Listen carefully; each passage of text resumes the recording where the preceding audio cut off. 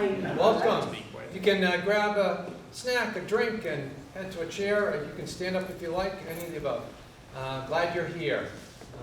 Welcome. This is the MCC Visiting Writers Series with some special MCC alumni writers here. But before we get started, first a welcome from Arlene Rodriguez, who is Provost and Vice President of Academic and Student Affairs at the college and everything else. There you go.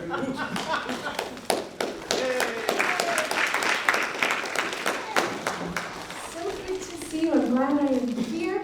On behalf of President Phil Sisson, who couldn't make it today, I welcome you to Middlesex Community College. I myself have been in the community college system for many years.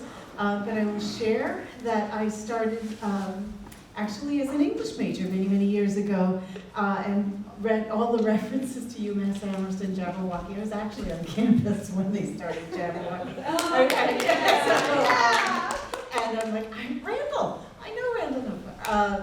Just an incredible program. But I also have always been someone who loves literature and loves poetry, and I'm always thankful that people still continue to study and still continue to go into poetry and literature when, as our dean, Matthew Olson, knows, there's a lot of money out there for STEM, and to be able to sustain the traditions are wonderful and create new traditions in literature are incredibly important. Not just wonderful and nice, it is critically important.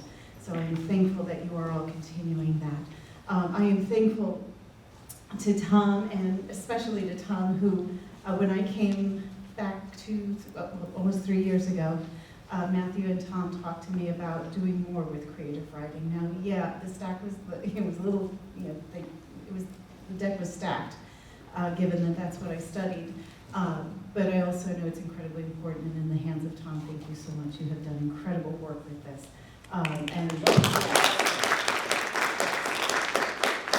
The deck was stacked, but Tom, praise, you have been doing incredible work.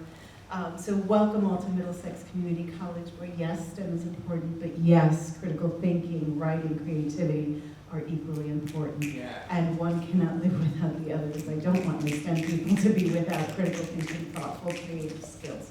So thank you so much, Tom. Thank you for hosting.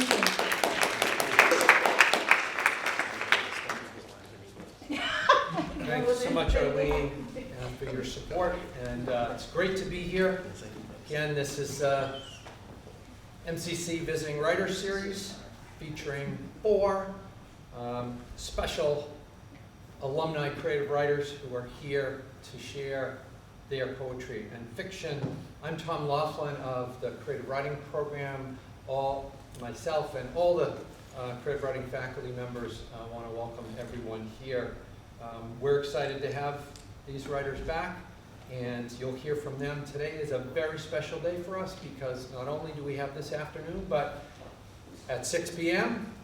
in Lowell, we have the Middlesex Night at the Untitled Open Mic. And that is an amazing open mic series that happens every first and third Wednesday of the month, but tonight is a special Middlesex night. We're trying to get everybody to show up and support, and our featured readers, there's open mic period, so you can sign up as a reader if you would like to read, if not, just to cheer on others. There's food, drinks, other stuff, but our featured readers tonight are Professor Jonathan Bennett Bonilla, who's here today, and Professor Willie Ramirez. Both teach in the Creative Writing Program. Great people. I want to thank a number of people for helping make this happen. Linda Team of the Office of Student Engagement and her support. Dean of Liberal Arts Matthew Olson, Chair of the English Department Jill Keller, Francois DeCoster, Jeff Kaplan and his interns here recording things. Beth Noel, the Director of Marketing, and her staff that help get word out about these great events. Today, Professor Jonathan Bennett Bonilla and I will briefly introduce each writer. We'll hear from our distinguished alums, and they will then be available here, or we'll turn it to question and answer period, some discussion time from questions that you have about them and their work. So our first writer is Robert Castagna, who I had the pleasure of teaching, having in classes in 2021 and 2022. Robert Castagna's photography and poetry have been published in the literary magazine Diagram, Dead River Review, Writ Large, and the Watermark. Borderlands, I'm going to grab that book, an amazing book. Borderlands, his book of photographs and poems that came out of multiple trips to the U.S.-Mexico border, was published in 2022. Robert has been awarded Massachusetts Cultural Council Photography Fellowship and an Artist Resource Trust grant. He graduated from MCC with an English creative writing degree in 2022 and is now an undergraduate at UMass Boston studying creative writing. Please help me welcome Robert Castagna.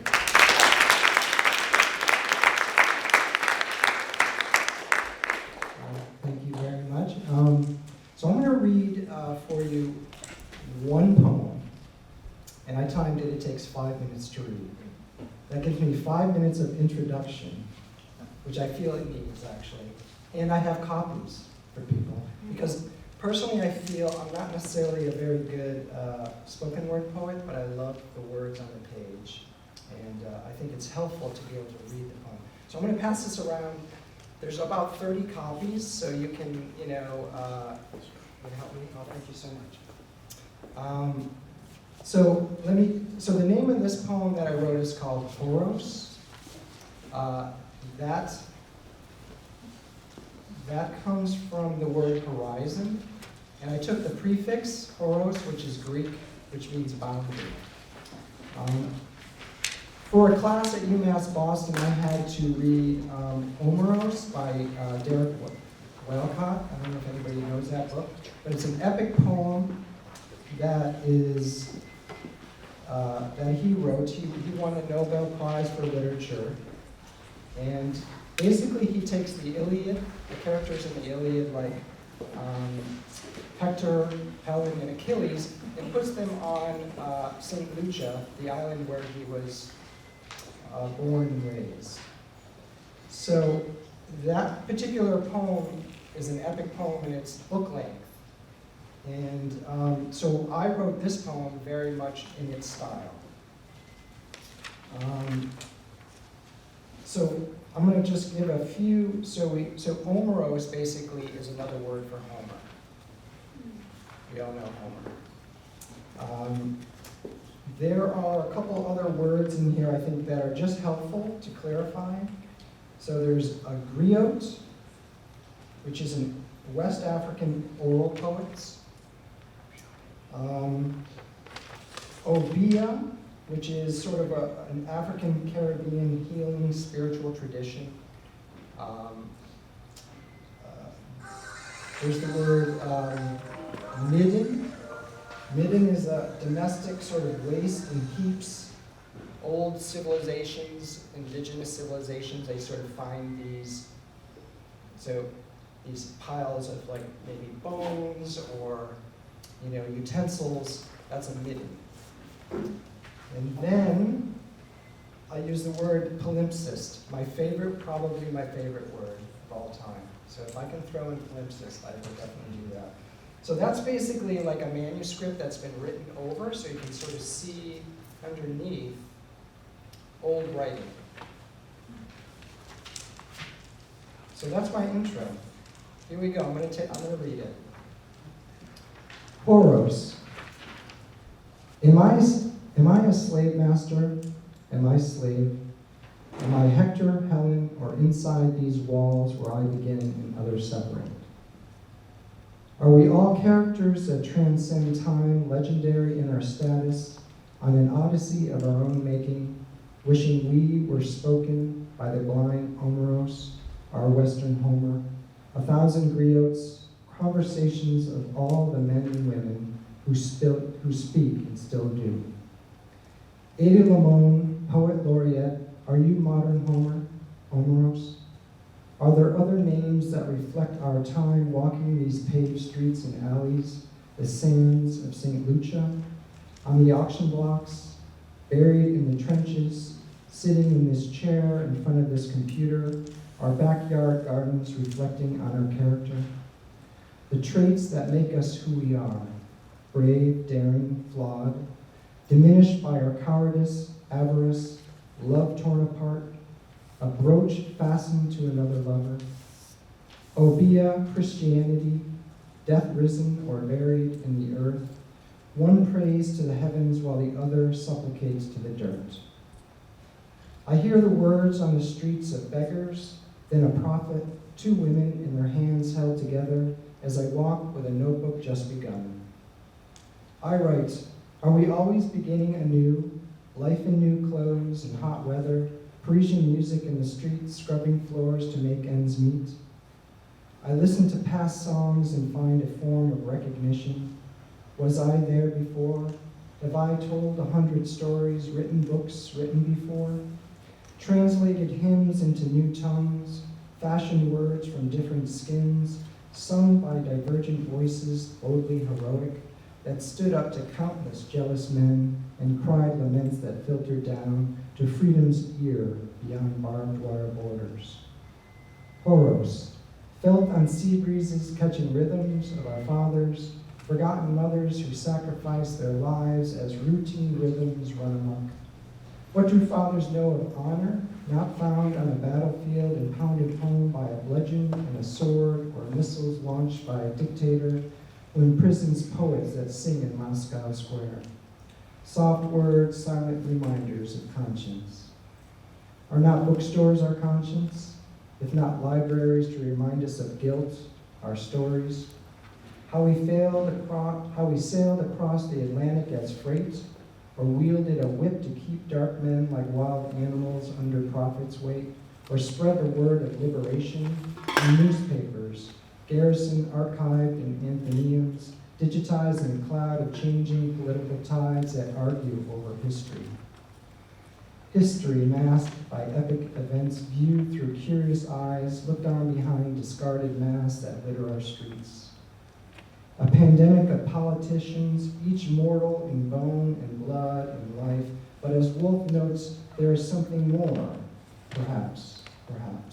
Something beyond skin and slavery and the profit gained by delineation, possibly connection, us with memory, gender, and nature. As the heat rises and mercury dances, the water pulses, and a new battle begins within ourselves. What do we recognize? How do we see the beauty in everyone, every day? Is it too much to wonder at our ignorance, or must we always see ourselves as legends?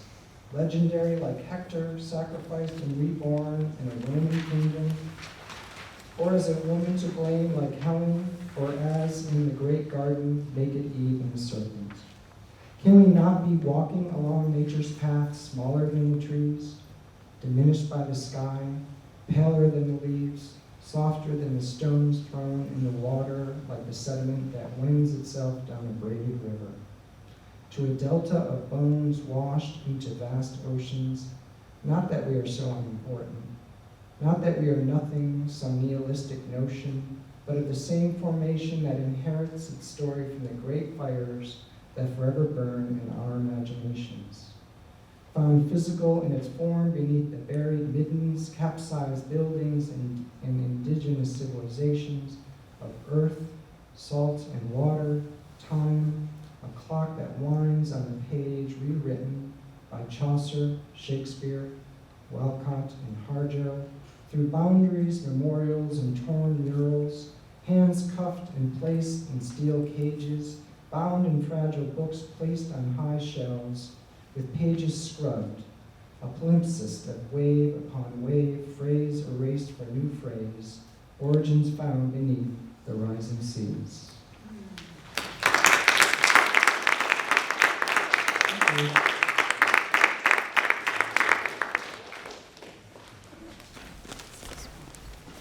Hello everyone, it's good to see you. Lots of familiar faces. Is this sounding okay here? Can you all hear? So I have the honor and the privilege of introducing my friend and poet, Lexi Halaby. We have a copy here of her chapbook, My Arab World, and Other Poems. I'm excited to hear what you'll read for us today. I have Lexi's bio here, but I just want to say a couple personal notes that Lexi was my student, or rather I was hers, when she was here back a few years ago. So it's so nice to have you back. Thank you for coming and joining us. Lexi Halaby's My Arab World and Other Poems won the Jubilat Chapbook Competition and was published by UMass Amherst in 2018. Her poetry and artwork have been published in the Dead River Review, where she subsequently became an editor. While at MCC, Lexi was co-president and copy editor of Middleground, and we have another Middleground editor here too, an MCC zine, and she was also teaching assistant for creative writing classes, and one of mine as well. Lexi transferred to UMass Amherst, where she became the head poetry editor of Jabberwocky, which is the UMass Amherst undergraduate literary journal, and she graduated with a degree in linguistics. Please help me to welcome Lexi Halaby.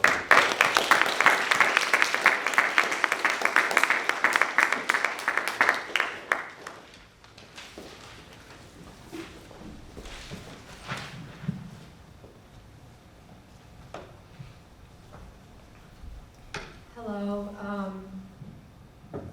Can everybody hear me? Yes. Okay.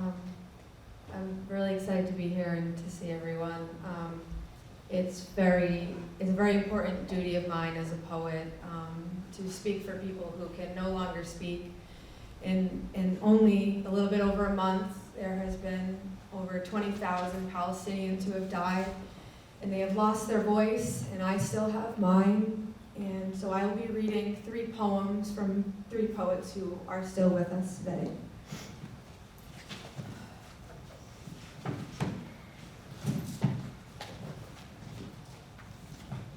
The first poem is by Maya Abdu El Hayat. It's called Ordinary Grief. I've loved you, my love. There's no doubting or denying it, no justification or synopsis. There isn't even a story behind it. It was a collision, and the stairway was rising, the heavens descending, and the roads had softened. I've loved you, my love, and as words gathering in a poem and remaining forever, immortal, true, quotable, and just as death ceases to be a logo of end or separation, I loved you for life, to become elegant and dignified and useful, and for the reasons to succeed another rhythmic and precise, for cruelty to rationalize our capacity to resist and to endure. There's no doubt or denial. Look at them, my sighs as they rise for 20 years. And check my gaze that recognizes you in an instant whenever you pass in a breeze. Look at my steps as they break over sidewalks and king-size beds. And you'll know, my love, that I've loved you without evidence, motive, or demand.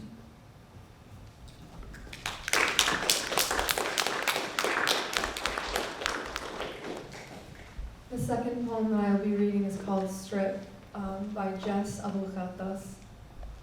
Strip.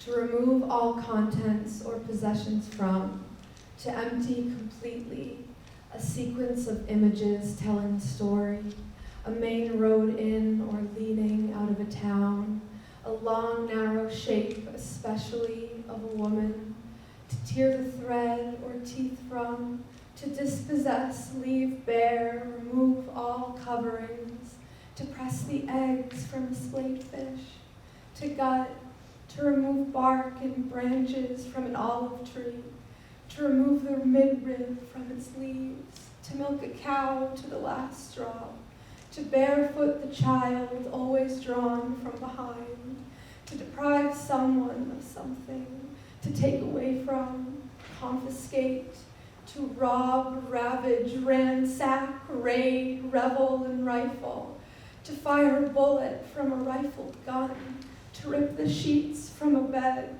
to lay bare, devastate, and sack, to tease, example, prisoners down to their underwear, to denude, delude, to divest, to remove the fittings of, or take apart a machine to inspect it, to adjust it. Example, a tank piece by piece. To dismantle, disassemble, demolish, and deny. To take pieces, take to bits, take apart and break up. To clear, clean out, loot, pillage, and plunder. To often polemically insist on nuance. To paint Guernica upon a camp entrance. To make the body believe lies about itself. To hear over a megaphone in one native's tongue, today is Judgment Day. To sell off for profit, to use for or involve in performance, to $100 bill, to entertain, to scatter like the people of Sheba, to desire no sense of permanence, to undress suddenly and into a dead, dead sea.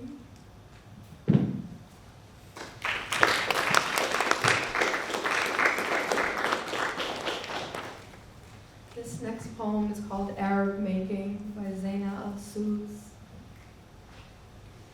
Who gifted Jefferson the Quran? Who grammatized the ship modern? Who etymologized scripture or security? Who marched the Mori inland? Who transcribed the Treaty of Friendship? Who faced us east? Who syntaxed terror? Who armed Shirhan? Who drowned in water in the place of ravens? Who bombed Syria and Yemen, Iraq, Lebanon, Libya, Kuwait, Sudan? Who gross produced the grapes? Who translated kings and not birds? Who mapped the stars object?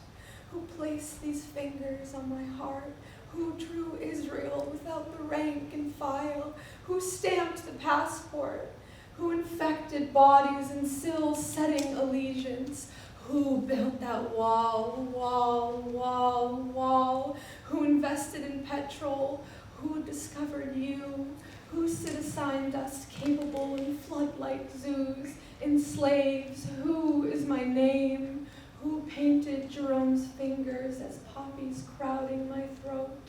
Who marketed Mia Khalifa's penetration? And who made me watch? Who filled my cervix with sand? Who nocturned us desert in film? Who invented me begging softly to be destroyed?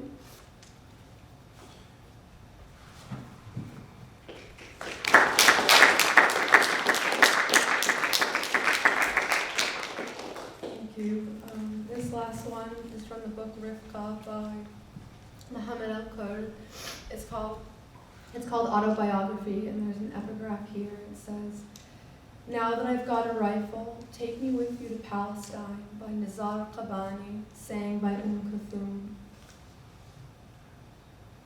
I was once bold, tire slashing, security camera snatching, sister and I, video game soldiers over rooftops, Sudoku, laughter was the motive, less revolution and more liberty, more child's play, played catch with those dogs until our waists nodded, cackled ourselves bruised, we hid under blankets until they went away. We were 11 then. I was not a victim until the world told me so. My teenage years forced me to walk 6 inches shorter, shrunk myself to shrink the comments, existed without space. There is not much else I'd like to share about my adolescence. I'm bored with the metaphors. Children threw stones, sirens were lullabies, fireworks, bombs, and we were sick of it. I was on a podium probably 14 or 15, talking about the world like it's in a wheelchair. I'd muffle my ability to slash tires, unscrew fences, and play for my ability to sulk.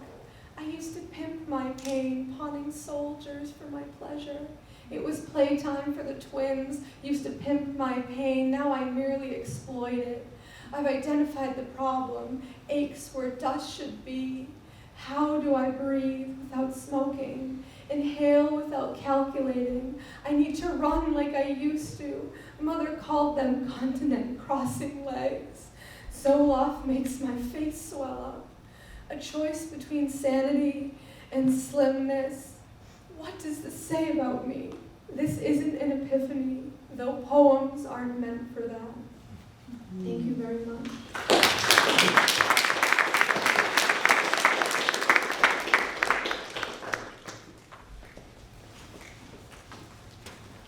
Thank you, Lexi. Our next writer is Matthew H. Jones, a star student of Professor Nardoni's, who unfortunately is unable to be here today.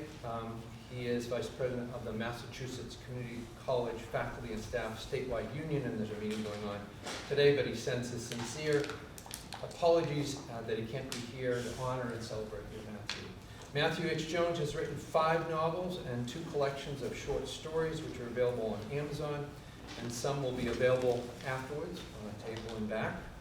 These include novels in various genres, including horror, science fiction, fantasy, young adult, crime thrillers. Rules Don't Apply is one in Hotel Zion. Somebody's Monster. No Magic for Luke Peters is a young adult urban fantasy. And Kid Silver, Alone, which is a young adult crime thriller. His short story collections are Such Terrible Things and Wish I Could Love You, a collection of failed love stories. Matthew has said that he writes for fun, profit, and to silence the voices of doubt and insecurity. He has declared himself the best blind black horror writer in the Merrimack Valley area. And after graduating from Middlesex in 2013, he completed a BA in literature from UMass Lowell, focusing on African American literature and stories from the American South.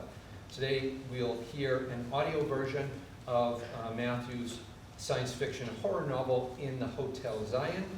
The audiobook is read by Luke Nelson. And did you want to say anything beforehand? Sure. Set it up.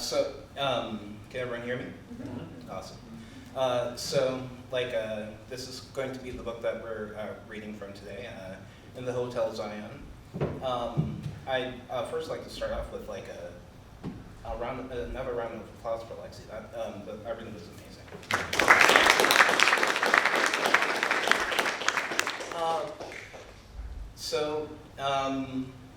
You may notice that I am the filthy genre writer, whereas you have a bunch of just breathtakingly beautiful poets here. So I hope that I can just bring some diversity to the proceedings.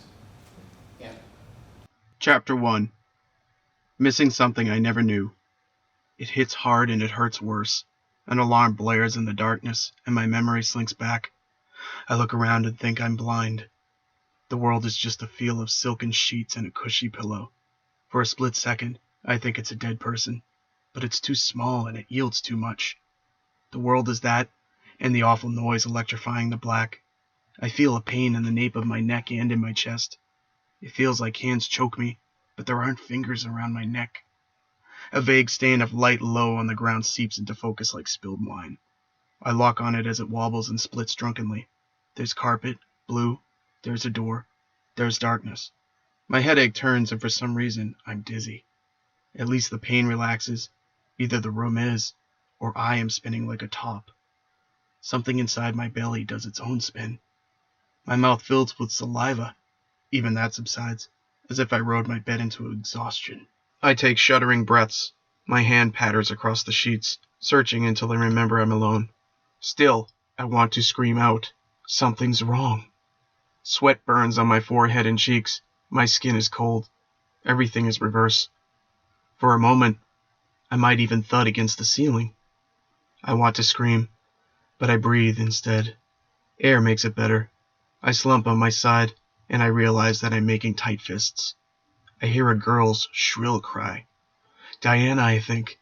Her scream dies away, and I can hear a softer sob hum through the wall. I take slow breaths, making my heart steady itself. It had gotten punch drunk against my ribcage. My chest actually hurts from it. That moment expires, and I'm in the Hotel Zion. I stand in the darkness and walk through the smooth plaster barrier separating us. I rap my middle knuckle against it. "Diana?" I call. "Jonah?" She calls back. "You okay?" I press my forehead against the wall. I'm still not okay. I'm missing something, but I don't know what. "Woke up scared is all," she says. She sounds calmer, but I can hear the tears around her words. What am I forgetting? The question dies as my heartbeat settles. The lights above us click on, crackling like radio static. There are things in my head that aren't in the Hotel Zion. Things like radios. I don't remember anything other than the Hotel Zion, so how do I know about radios?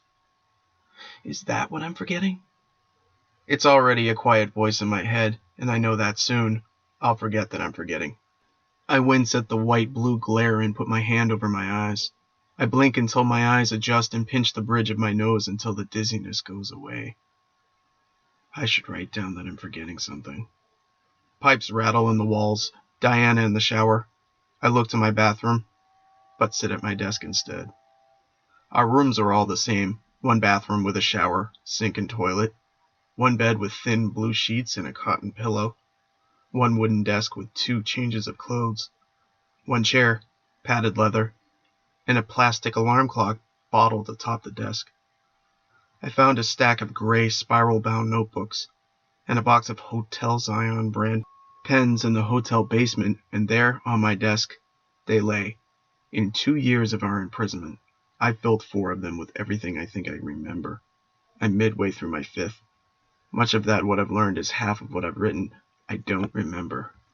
I flip open my latest notebook and I turn to my last notation. I wonder if everyone holds the same concept of the same thing. Sarah called us all hamsters in a cage. I asked her how she knows about hamsters since we don't have them here. Descriptions of hamsters. Mine. Palm-sized mammal covered in fur. Has a short tail, 4 short legs, and stores food in its cheeks. Diana. Tiny 4-legged and covered in golden fur. Sarah. A small thing who tells me to go fanculo myself. Sarcasm, I know. Peter. Like a gerbil, but fuzzier with a shorter tail. I wonder who Peter is. I don't know him, which is unusual. I flip back a page, but I don't see his name on it. This page holds quotes from Sarah. 2 years ago, I was afraid, and then I was depressed, missing something I never knew, and now I'm just bored.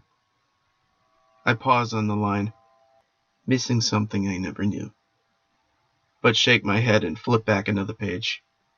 I find another entry about Peter. Peter asked me to compare my notes to his map. He's got a new idea. He wants to bust down some walls. He tried to inspect Sarah's room, but she kicked him out. 32 of us live here. 8 boys and 24 girls. All of us are 16. That seems to be the only similarity between us. Who the hell is Peter? James, Brian, and I are on our floor. There's Luke, Tim, and Ethan on the floor below us, and Jordan and Wesley on the floor beneath them. Could I have forgotten a person? This thought scares me. The locks on my door thuds open. I pick up the notebook and pen, but I'm afraid to turn the doorknob. I know I forgot someone. In my bedroom, it's possible for an unfamiliar face to walk into the carpeted hallway lined with doors. That'd be a scary prospect, my memory loss being that bad. But it'd be scarier if Peter isn't out there. If he's gone, it means someone took him. That also means that someone could have taken others away without us remembering. The Hotel Zion is more empty than full. That thought is much scarier than forgetting a face. I lick my lips, put my hand on the doorknob, and turn it.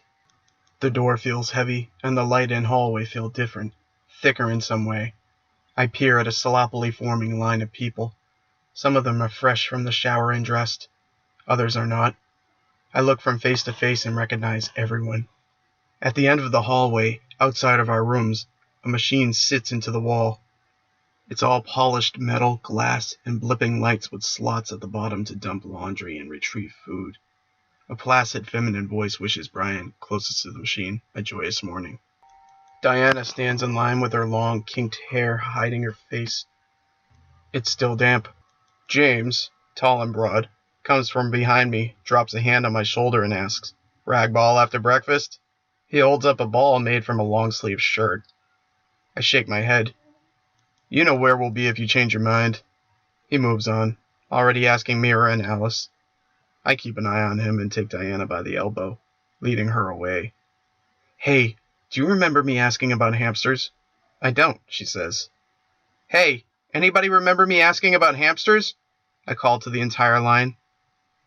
I see Sarah roll her eyes. Her blonde hair is unkempt, and she's wearing her bedclothes, a black tank top and pajama bottoms. Her bare arms fold over her chest. The rest of them are shaking their heads. Does anyone remember? I almost finish. I almost say, Peter. But I think about how afraid I am over the idea that someone had taken one of us.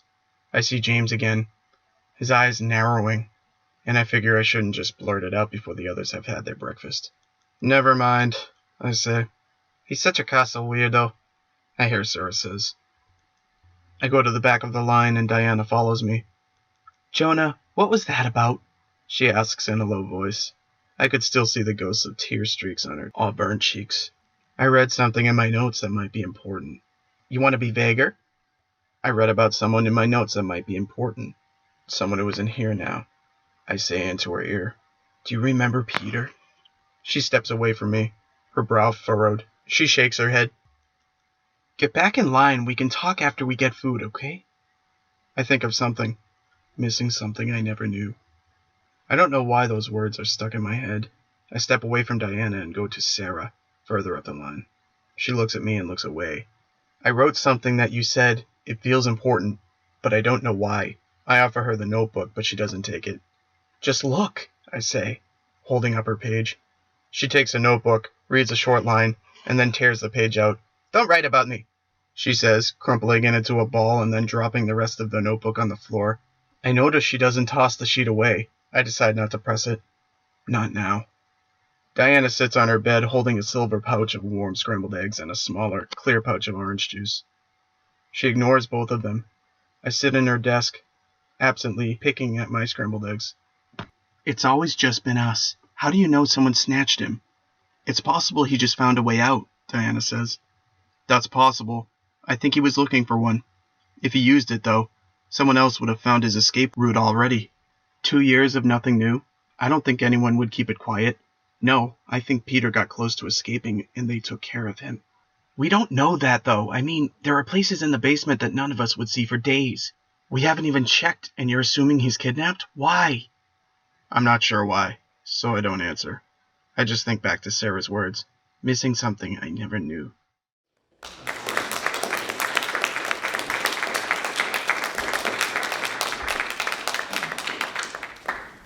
Thank you. Our next reader is Nora McClellan, and as we say here at Middlesex, everyone teaches, everyone learns, and in the classroom with Nora, I was definitely her student also, so I'm very happy to be introducing you. Thank you for coming back and spending this time and sharing your work with us.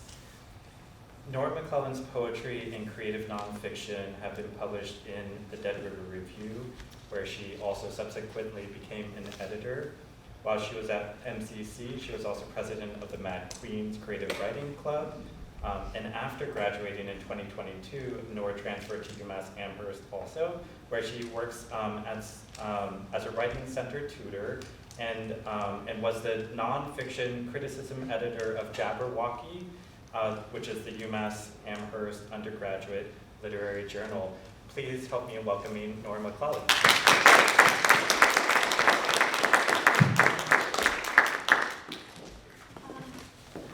Thank you for so warm welcome.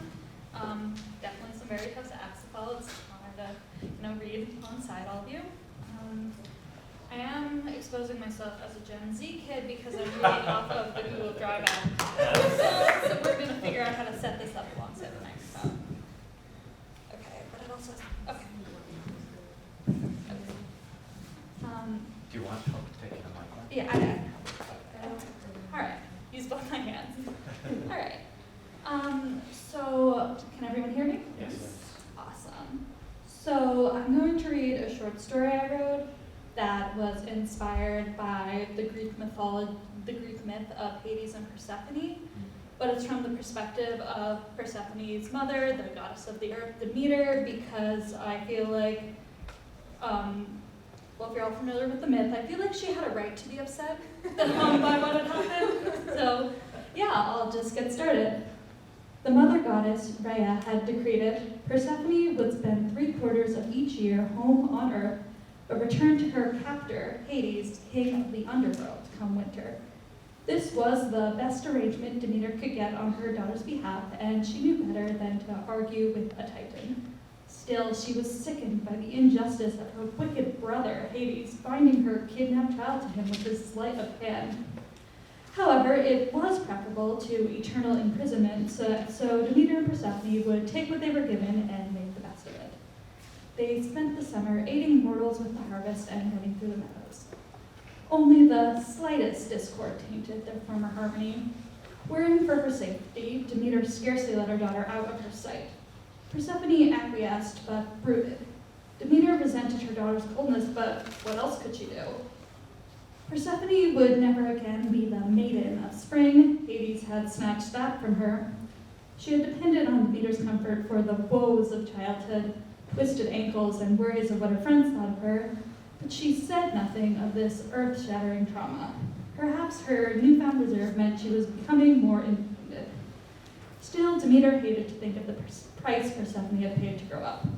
However, the warmth and communion between mother and daughter remained, and Demeter would cherish Persephone while she could, before she was taken again.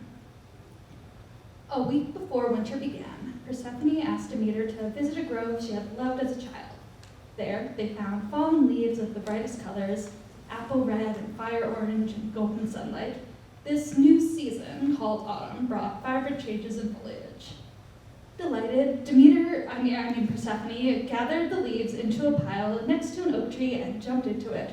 She looked up at Demeter, laughing. "Come on, mother, you too." "Afraid my back isn't what it used to be, dearest." Persephone grabbed a bunch of leaves and threw them at Demeter. She gasped, "You little minx!" But she couldn't stay angry. No goddess of the earth could begrudge a little leaf throwing. She chuckled and Persephone giggled. It was nice to see her daughter play again. After collecting herself, Persephone said, "I'm so glad to have spent these months with you, mother." "So am I." Demeter brushed the leaves off her cloak. "Only I wish we never had to go back to that monster." Persephone said nothing, but narrowed her eyes, tension furrowing the space between her brows. Demeter shifted from where she stood. After a moment, Persephone began, voice soft, "But Hades isn't a monster, mother." Demeter shook her head, pushing down the tightness in her chest. "He rules over the dead in the underworld with his creepy three-headed dog, and he abducted you." Persephone clenched a fistful of leaves. "He's not all bad. He has good qualities, and he only did that because he loved me." But you were miserable down there. Not all the time. There were good parts. You just didn't see them." Persephone's voice grew impassioned. Her daughter's willingness to see the good in everyone had been a source of pride for her, but this was too much. Demeter's shadow fell over where Persephone sat in the leaf pile. "I've known Hades far longer than you have, and he is not good." Persephone interrupted. "He said you had it in for him, that you would have hated whoever I married because you didn't want me to grow up." Demeter laughed mirthlessly. "That brother of mine could always spin the perfect trap." Persephone continued as if Demeter hadn't spoken. "Did you think I'd stay with you forever? I knew you were on the brink of womanhood and would leave me someday, far sooner than she was ready for. You could have run off with some mortal farm boy, had anyone else. But I can't be at peace when you're in prison underground. You're a child of the earth's Persephone. You were meant to bask in the sunlight, run in the green fields." Persephone's cheeks were as red as pomegranates. "I'm married. Why do you think I'm still a child?" "Because you are? Even though Zeus had aduled Hades, dressing her up as his bride, can't you see you didn't choose to leave? You were taken." "I don't understand." Persephone bolted up, leaves sticking to her dress and hair, and ran from the grove, keeping a pace ahead as Demeter followed her home. The minor discord grew into a harsh dissonance. All throughout the week, Persephone pushed herself further and further away from her mother. Demeter was powerless. her daughter wouldn't speak to her, and criticizing Hades clearly did not end well, so she left her alone to brood as much as it pained her. Before Persephone was sent back to the land of the dead, she gave her mother a curt goodbye and no embrace. Demeter watched Hermes drive her away with her, releasing the tears she had held back. And from her grief, the earth froze into winter. Still, the world kept turning, and Demeter had to learn to live without Persephone. She taught mortals how to survive the harsh winter months. It was the least she could do after having sent them into famine the previous winter. And ending her self-imposed banishment from Mount Olympus, she returned to the other gods and goddesses. She even became an adept weaver under Athena's tutelage. Demeter would never overcome her grief for Persephone, nor come to peace with the horrific way she had been stolen. But she was glad to have more time to herself. And there was beauty in winter's stillness. In the cold, people huddled around the hearth, enjoying each other's company. The animals fell into the new cycles, hibernating and migrating south. Perhaps it was never meant to be summer all year round. The sun seems brighter after having lived without it. The season shifted slowly. As she prepared for her daughter's return, Demeter realized she could not live with herself if she locked Persephone in a cage. That she would leave up to Hades. Their bond was irrevocably altered, but perhaps they could form a new one, like the sprouts that began to grow beneath the melting ice. Demeter couldn't say for certain what would happen come spring. However, even if Persephone resented her mother and felt a twisted loyalty to her kidnapper, she would spend her time above roaming the green earth where she belonged. Demeter woke before dawn the day of Persephone's return. She stepped out of her temple into the light blue gray of a night almost ended. An owl hooted. As she walked to the nearby field where her daughter would arrive, the curtains of twilight unveiled to reveal the day beneath. She took off her cloak and laid it on a tree stump. The winds were warming. Demeter looked at the sky and saw wisps of pink woven in the clouds as the sun lifted its face, its light illuminating the field in dappled rays. Persephone stepped from Hermes, not Hades, Hermes' chariot in a burst of sunlight. She breathed deeply, taking in the world for the first time in 4 months. Each step slow and deliberate, she walked across the green grass of the field, stopping to pick a new crocus bloom and place the purple flower behind her ear. Demeter saw that Persephone had grown beyond childhood, not just in form. Life and death had hardened her wide-eyed innocence, but she had grown into sadness as she hadn't before, her gaze carrying the wisdom of experience along with the pain. Demeter mourned the loss of her little girl, and yet she loved this woman just as much. When Persephone saw her mother, she smiled and ran to her. The bitterness from before must have dissipated. Mother, she pulled her into an embrace. Persephone, oh, how Demeter had missed this. After a moment, she released her daughter, but she stayed close. I'm so glad you're here right now, Demeter said, almost to herself. Daylight filled the earth as Persephone looked at her mother, tears forming in her eyes. I missed you, and I love you. I love you too. It was spring.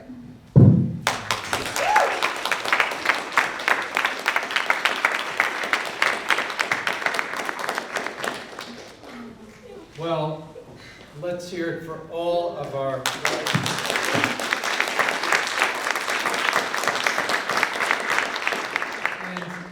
I think what I would like is for our 4 writers to come up, and want to open this up to questions and answers from the audience.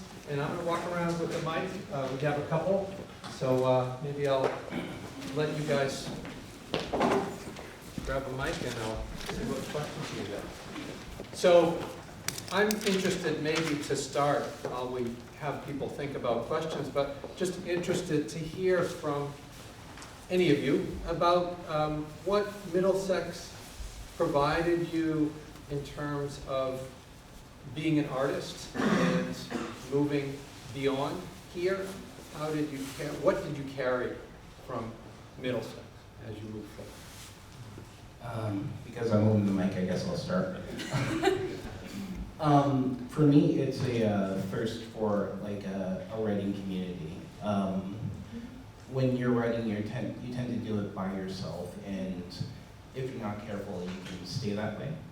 And like whenever I write, I think about who I'm writing for, who I'm writing to, and that's like, that came directly from Joe McBurney's creative writing class.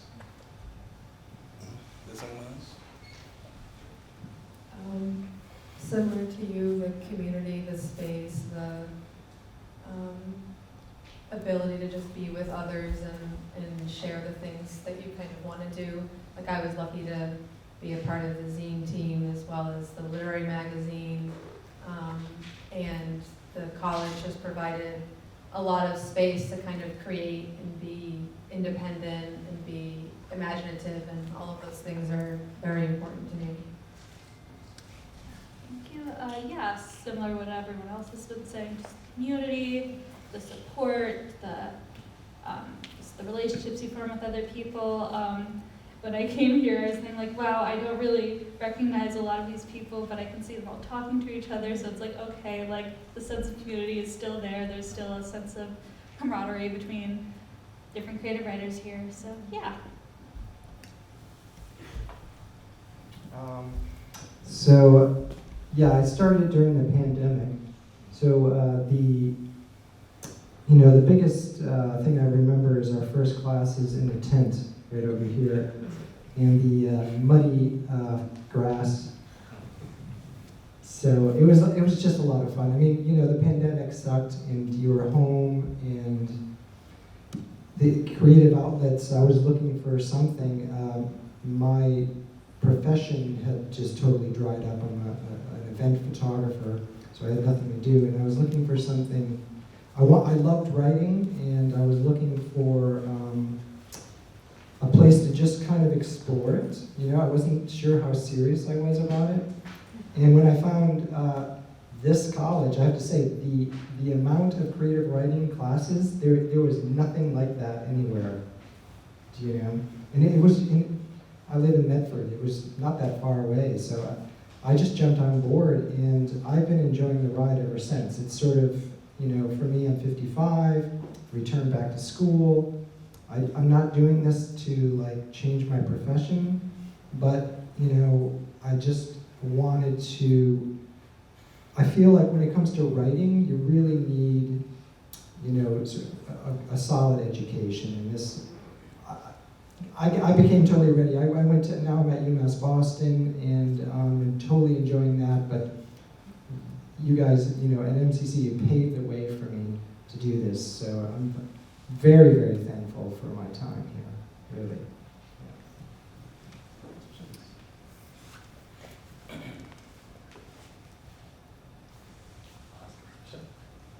So, as writers, I guess I'm wondering if you all would be willing to share a significant challenge you've had in your practice as writers or in a project you've taken on, and how have you navigated that, or how have you finessed it, or how have you engaged it, or what kinds of things has that called up for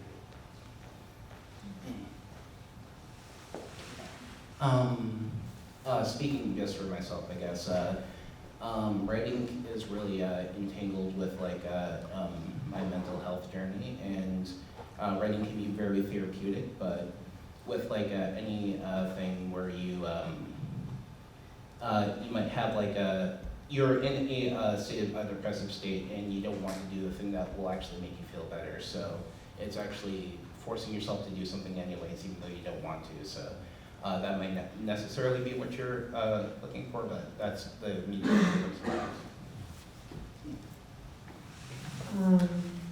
I studied poetry for a long time and still study it now, but I realize that I have a lot of other creative interests, and my creative practice has only become more complex with other sorts of disciplines.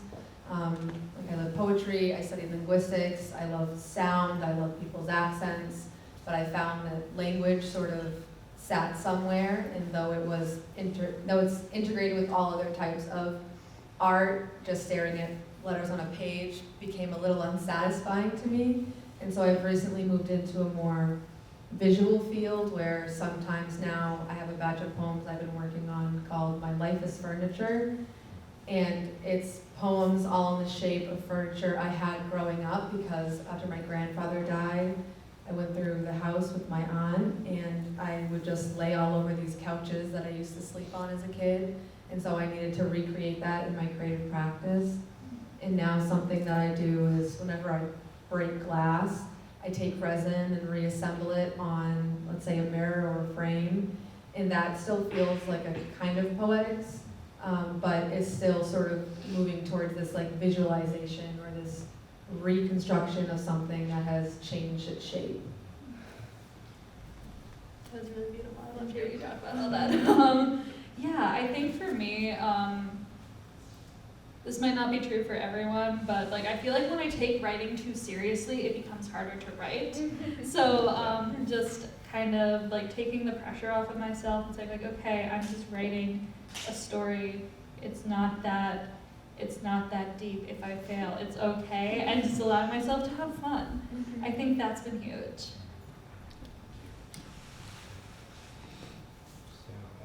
I guess a challenge going to school is there's a lot of, if you want to study creative writing, there's a lot of classes that are requirements to become an English major, which involve analytical analysis, which I actually do enjoy, but then how do you stay creative? There are two different ways of thinking. And so I've developed this way which, you know, most of my teachers all love it, is I will write a research paper and throw in a poem. I'll do it as an intro or whatever. So it kind of keeps my, you know, hand creatively going during that. So yeah, that's one idea. Others? Questions? Yes. So what is your favorite and least favorite part of writing?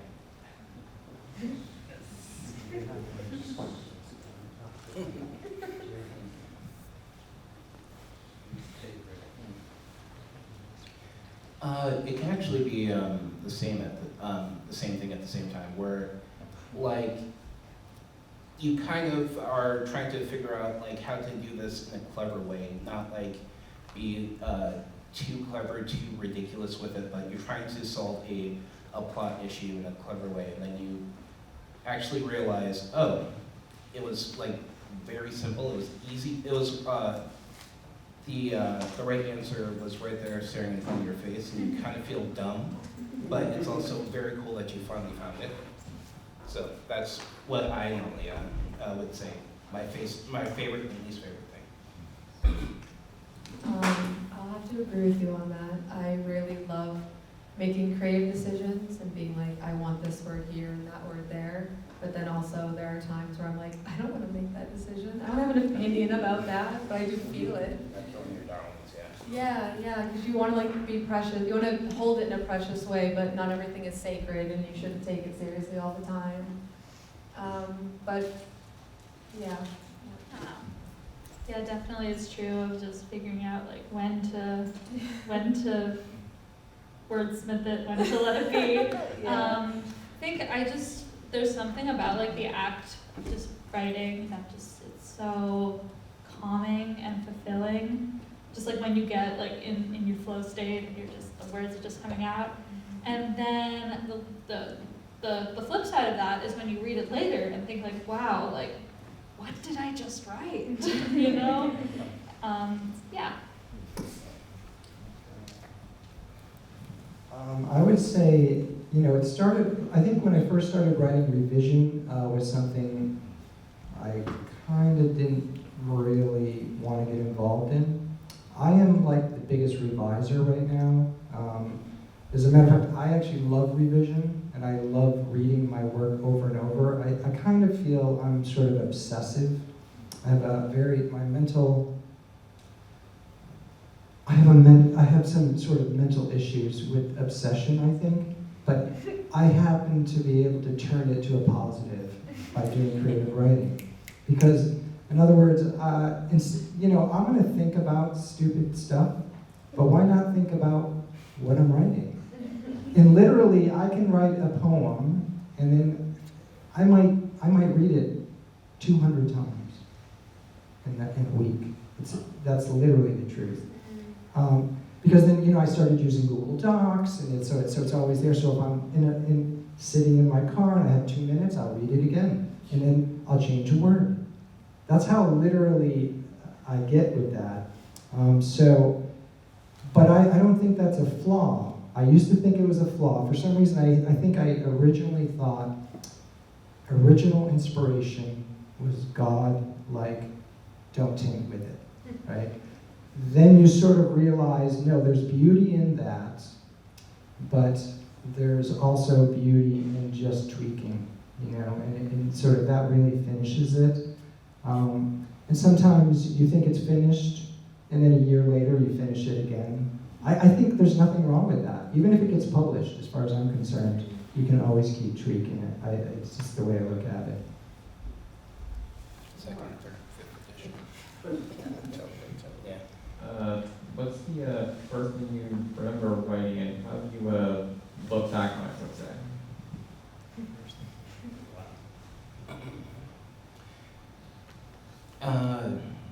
Geez. Like I remember like writing things when I was like 6 or 7. Like nothing that would, definitely nothing that survived out to today. I think the first thing that I remember like actually trying to preserve, which would be an easier thing to, would be like this weird rip off of Fight Club that called My God is a Cowboy. Good title. Yeah. And that was part of the reason why I fell in love with it, was just the title, like trying to make it into a thing because I like that. Part of it was just like what we had talked about earlier, where you kind of get into a play state or you start to, it's meditative, it's just a thing you do when you have nothing else to do. And it's sort of like those first early stories are like you falling in love with writing, you falling in love with poetry and with words and how they work. I think the first few things I started writing were probably diary entries and like to-do lists. And I have saved all of mine. The last time I moved, I have 5 bins full of notebooks and stuff that I don't know what to do with. But when I read through them, I try not to throw up because it's uncomfortable and I don't really understand who I was then. But that's okay. I can have a little grace and be gentle with myself. And sometimes there's some things in there that I kind of like that I might use in erasure or like do something else with. Yeah, so I barely remember this happening, but my mother, who is here, will always tell the story of how when I was in the 1st grade, I went up to her and said, like, Mom, I want to write a story. Can I say it out loud, and can you please type it up? And then it was about like, I don't even know, it was about my 1st grade teacher and how she was wonderful and how my friends and I like wanted to like make her a cake or something. I really don't know. But yeah, and so that was the first story I ever wrote. And then 1st grade, my best friend and I remember we came up with this whole elaborate story about these like animals who went on adventures. And again, it was fun. I look back at it now and none of the stories make any sense, but it was so fun.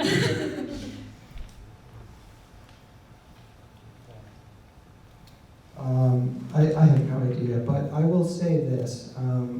I used to love, when I traveled, I used to write in journals, like I think a lot of people do. And then I discovered a type of writing, it's called haibun, I believe it's Haibun, which is sort of like, it's basically like Basho. He would write travelogue, and then he'd write a haiku. So it was sort of essay poetry. And so I just started doing that, and it combining the two in a long time ago. And so when I started to write poetry again, I had forgotten all the other times I loved poetry in my life, and they started to come back to me. Like I'd written poetry when I was in Italy, etc. So, I think that, but journal writing and travel writing was my first. I'm cognizant of time, and I think individual questions can come after that. Maybe one more. Somebody else had a question over here. One more question. Well, seeing as you're all published writers, what advice can you give us amateur writers for like just turning an idea into a story? What's your process?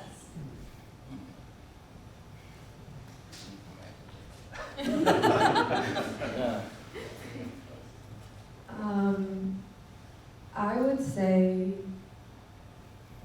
give yourself some structure. Like, be like, I want to start this then, here's my idea, here's where I'll try to get it done, and here's where I want to like show the world and like read it.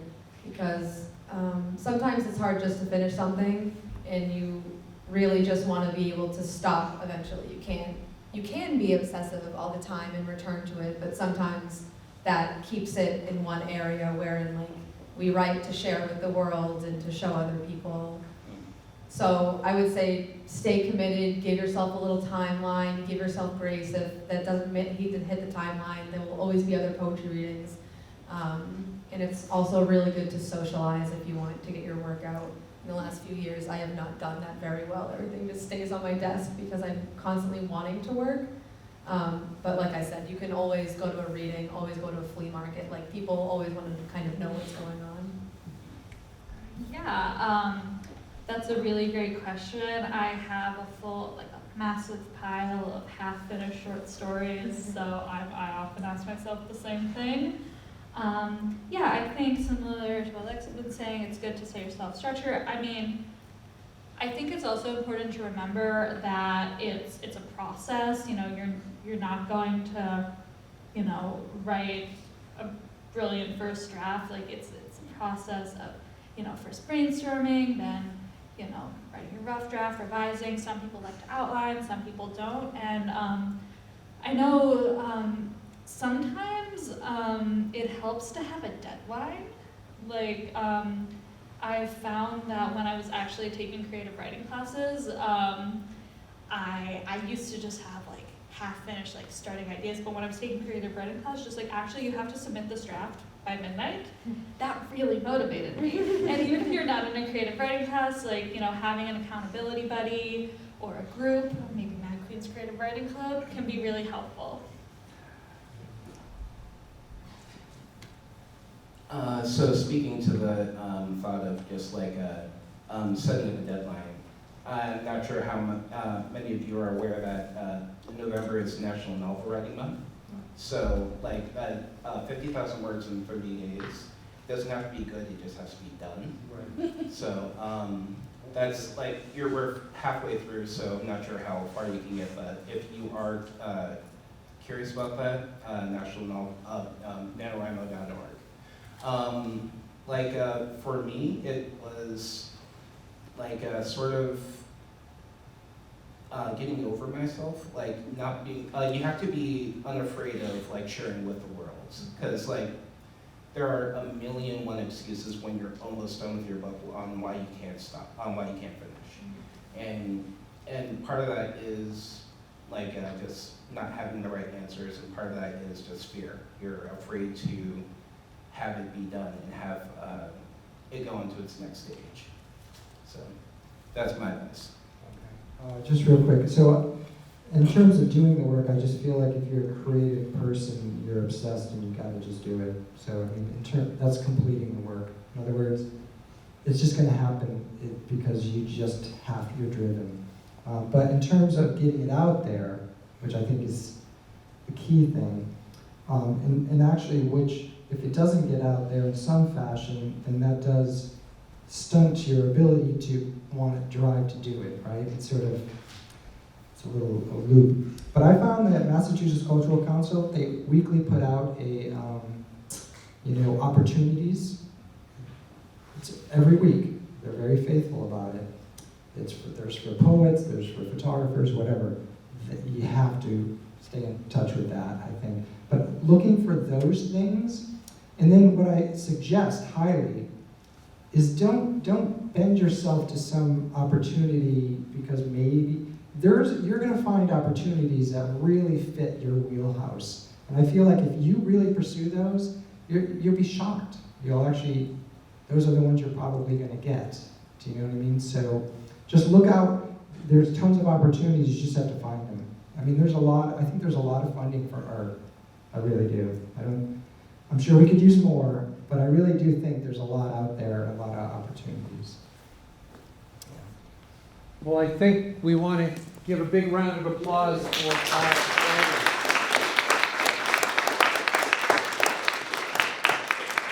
And we have from the alumni office someone who wants to say a few words and give you something. So stay where you are. Barbara. And Sherry.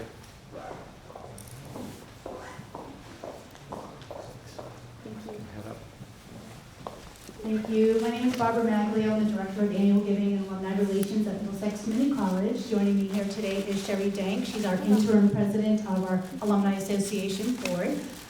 First of all, I want to congratulate you all. You're so talented and accomplished, and I journaled over time, and I think, my goodness, could I take it to the next level? After listening to you, absolutely not. No, you can do it. Absolutely not. You can do You're it. really, I'm so impressed by all of you. But we wanted to come here today to present you with a little alumni swag. So we have a gift for each of you. Inside of the bag, you'll find a couple of little trinkets, some special tools for you to continue on with your craft, a couple of pens, and also I did include an Alumni Association registration form. You are actually all part of the association. I looked before I came. But if anything has changed with your address, with your freedom, you'd like to volunteer for the Alumni Association, or like to get more involved, we would love to hear from you. We also have an extremely diverse and wonderful Alumni Association board. So if you're ever considering getting involved and being able to offer back to the college or just participate in a lot of events, we would love to hear from you. Sherry, do you have anything you'd like to add? No, you said it. Oh, okay. And also include my business card. So if you have any questions about the Alumni Association, please let me know. Specifically, pay attention to your email. And for any of you that are in the room that are alums or soon-to-be alums, we have a lot of wonderful events, volunteer opportunities. The Lowell City of Lights celebrations coming up on the 25th, and we're looking for volunteers. So if anybody wants to come and join us, we'd love to have you. And please save the date. December 14th from 6 to 8 is the Alumni Association holiday party. It actually piggybacks the colleges in the afternoon. So we would love to have you. And again, congratulations and continue. Best of luck to you in your craft and your career. Give them another hand. Thanks so much to We'd love to get some our pictures four of you writers, online. and we do want to get pictures, but yeah, we'll throw that. I just wanted to say that we'll find out later. Before they step off, I'm hoping they will join us and others tonight. Is this going to switch? Tonight's Untitled MCC Middlesex Night at the Untitled is happening. If I can get my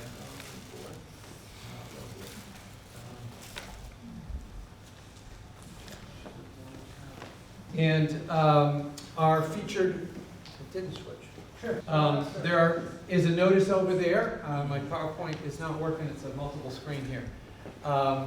And the featured readers for tonight are Professors Willie Ramirez and Professor Jonathan Benvenillo.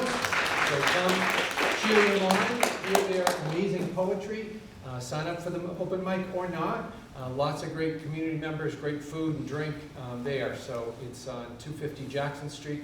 There is a QR code on the wall for a Middlesex, creative writing at Middlesex website and information off that. There are other events coming up, including an open poetry and fiction reading on the Lowell campus on Monday, December 4th. At 12:30. If you're interested, look for that and sign up or join us. The Middlesex Dead River Review Literary Magazine is an online literary magazine. There's a flyer over on the wall. I want to encourage people to submit. And many of these writers here are published in Dead River Review. So if you just plug in deadriverreview.com, you'll see an amazing journal that some of them helped put together and has amazing work of theirs, both photography, poetry, fiction. So again, thank you everyone for coming. Please stick around, talk with the writers. Please take a look at Matthew's books, and he would be happy to sign your book that you purchased at no extra charge, right, Matthew? Yes. So please stick around, have some food, and thanks again for being here. One more round of applause.